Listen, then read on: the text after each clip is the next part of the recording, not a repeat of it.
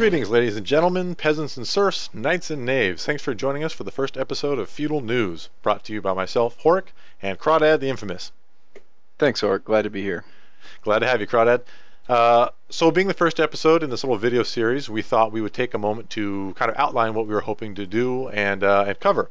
With Life is Feudal being a newly released early access game, we kind of saw an opportunity to engage the community and hopefully create something fun, funny, and informative, and a resource for people that are interested in hearing about and seeing the game. Ultimately, our kind of goal is to stay up on all the movings and shakings of the development of the game, as well as player discussions, concerns, and the questions that pop up on the forums frequently. So the flow of our episodes are going to look something like this. We're going to touch on the development updates that went on during the week, like patches and hotfixes, and we'll talk about some of the popular discussion topics that are going on. Good example is the difference between Life is Feudal Your Own and the future MMO version. We will try and direct players to resources to help them out, help them learn the game and its very intricate mechanics and knowledge base. And we will be discussing any new tidbits or discoveries of gameplay mechanics and things that we any adventures or encounters we may have had during the week. Very true, right. So one more thing to add kind of to that is this is something we're trying or envisioning doing every week. This first week has seen a lot of interaction with the devs, and so we're hoping to kind of have a weekly coverage process from launch to hopefully completion. We'll see. But speaking of launch, let's roll right into that. It was a huge success, especially in terms of a sales game. You may notice or not, but on Steam the game is still it jumped up immediately and is still on the bestseller list. I don't have any solid numbers on sales, but when looking at prime time and how many players are in the game, there's roughly about 6,000 on any given day, and that's great news for the devs as well as us, because the devs get money to fund the game, and with the devs funding the game and working on it, we get a better game, so everybody wins. Now, there's no real sales numbers in terms of how many copies were purchased that I'm aware of or that I've found, but just kind of a rough estimate in terms of seeing 6,000 on during prime time. I would hazard a guess that 3 to 4 times that many copies have been sold just as a whole. And so with the game going at $40 US per game, that's quite a bit of pocket change for the devs. So aside from the sales portion of the launch, in terms of like the gameplay of the launch and just bugs, client crashes, and server crashes, those were all indeed part of the launch. And this is unfortunate from a consumer perspective, because even though we buy into an early access, one always hopes it's as ironed out as possible, but it's completely understandable. A really positive spin to take from that, though, is that the dev team was very involved from the start of the launch and immediately started working to minimize crashes and respond to community questions. So much props to them. Right, the devs worked really quickly, and even with their small team, they were able to push out a patch by Sunday to help fix some of the crashing issues and add more debugging tags to the game, so that when you're sending the crash reports, there's more info for them to work with. They also fixed some key binding issues and an issue where marking a server as private wouldn't actually make it private. So that was pretty awesome. They were able to get a patch out that quickly. Yeah, I totally agree. It's especially for an early access buy-in with kind of a high price for entry, it's nice to see that when you actually buy in and you're seeing problems, you see the dev team working to fix them right away. So I guess it's all about the baby steps, right? Going from one step to the next. They probably got a flood of bugs to work out, but they've been kind of releasing patches all week. Wednesday brought about a patch that was supposed to help again minimize some client crashes. I believe they were caused by like corrupted terraforming textures. Made some progress on more server crashes and debugging, as well as like a ping process protocol or ping response protocol for the server providers, so they could tell when their server was down and it needed to be restarted.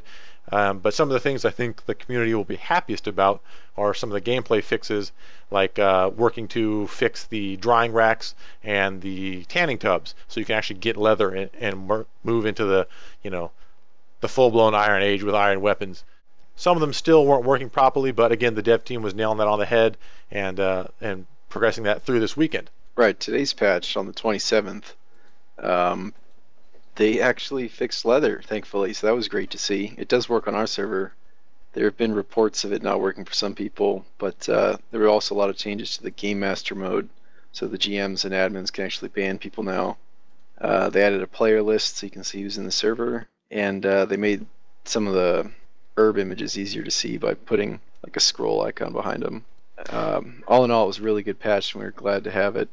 Definitely a lot of welcome changes in there, and looking forward to what else they'll patch in the near future. Welcome changes indeed. I'm digging the hell out of my two-handed sword, just slapping around mises, I don't know, whatever more than one moose, however that's spelled.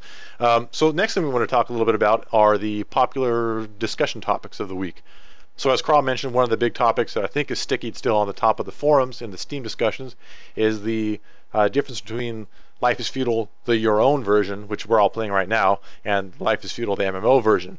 Some people have been asking, why are there two games? Do I have to buy two games? Yada yada. The other one we want to cover is kind of the business model and whether they are going to launch it as free to play or buy to play, and then griefing, ganking, and murderers in the game, as well as dealing with cheaters like from Rust or DayZ. So, looking at the Your Own version versus the MMO version, as I said, the question that was popping up was that there's two games, and some people that were stopping by the forums were very confused as to why they'd have to buy into the Your Own game and then also buy the MMO game. And so if you're wondering if that's the case, that is absolutely not the case, and let me explain how it works. So if you bought the Your Own version, then you will get credits in the MMO version to move your character, one of your characters, off of the noob island and into the actual world. What the hell is a noob island, and what does that mean? It means that if you're playing the game right now, that when the MMO comes out, you more or less get to play that for free, unless you want to make multiple characters. And we can expand on this by looking at their business model. So they're going both free to play and buy to play. Really more of a free to try. So as their business model has been explained currently, the game will be free to download and free to play. However, it will only be free to play on the noob starter island, which is what we're all playing now, the 3x3 kilometer island. However, if you want to purchase your way off of the island, you will need to actually commit some cash funds to the game to buy entry into the big open 45 by 45 kilometer world. And so this is good because it gives people the opportunity to download it and try it and play around with it for a little bit before deciding if they want to actually buy it. So hopefully that will get a lot more people trying the game and playing it. But for those of you that are still confused, if you have purchased Life is Feudal, the Your Own edition, when the MMO version comes out, you will not have to repurchase a character slot. You will already have a character slot given to you that you can move your character from the noob island into the actual MMO world, which would normally cost money. Okay, so one of the other things that many new people are asking about is if the game is full of gankers and griefers, like other sandbox type games have tended to be so far. And for this game, in our experience, the answer is no. To go a little bit further on that, it really depends on the server you play on, because, if you're playing on a server, an official server, say, I don't know if this is the case, but they don't really have admins there, so it's kind of all hell might break loose. But on the server we play on, we have an admin who's really on top of things, and that really helps if you get somebody who's kind of exploiting or just really being a dick and you want to take care of them. You can do that, or the admin can. But generally, because things take so long in this game, you can get people that are griefing by running around and attacking others with primitive tools, but it takes a pretty long time to get to iron weapons, and especially iron armor. So to kind of invest that much time, the person would have to be, either a regular on the server who's just that mentality, or it's just not going to happen. But there are servers that have an increased multiplier for skill gain, so if you join a server where you gain skills like 50 times faster, then it's totally possible that somebody could make their own iron weapons within an hour. So then it might be a lot easier to make, disposable griefer characters that just run around and kill everybody they see. As of right now, that's not the problem that we've seen. They just fixed leather though, so maybe things will change. Anything else you want to say about that, Hork? Not so much, but the best way probably to deal with griefers is, I don't know that most people that are playing the game are going to want to be El Bandito, so it will be probably easy to just get a group of friends and then just go ruin their day instead, kind of turn the griefing on the griefers. So that's always a good countermeasure.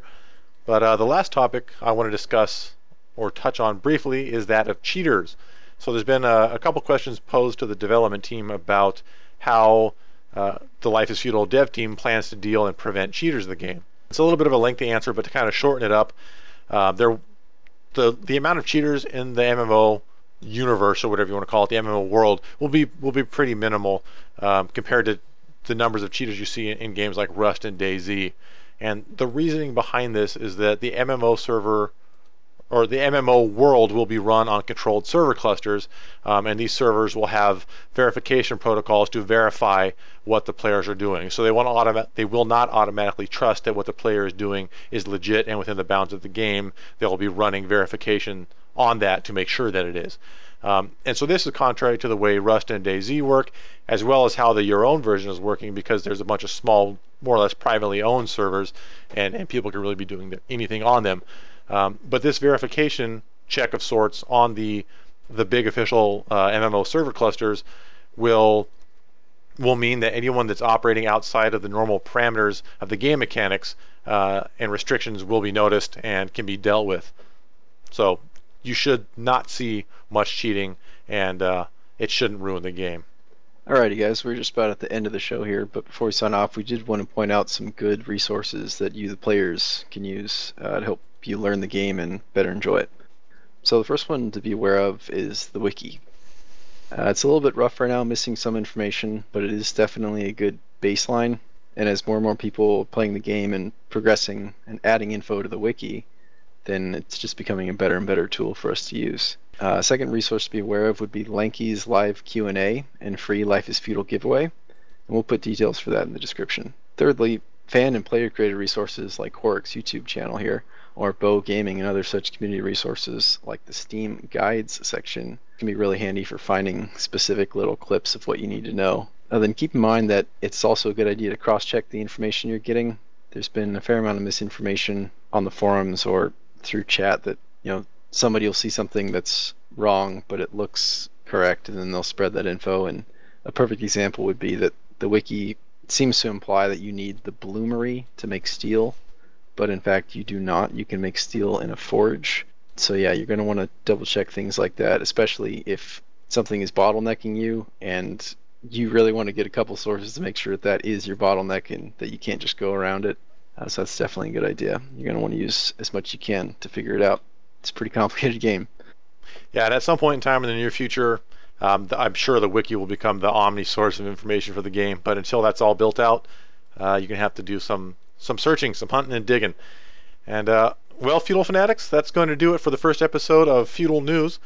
We hope you enjoyed the show and that you will come back next week for the second episode. And we'll see you guys out there. And remember, life is feudal. Feudal. Thanks for watching, guys. Please like or subscribe.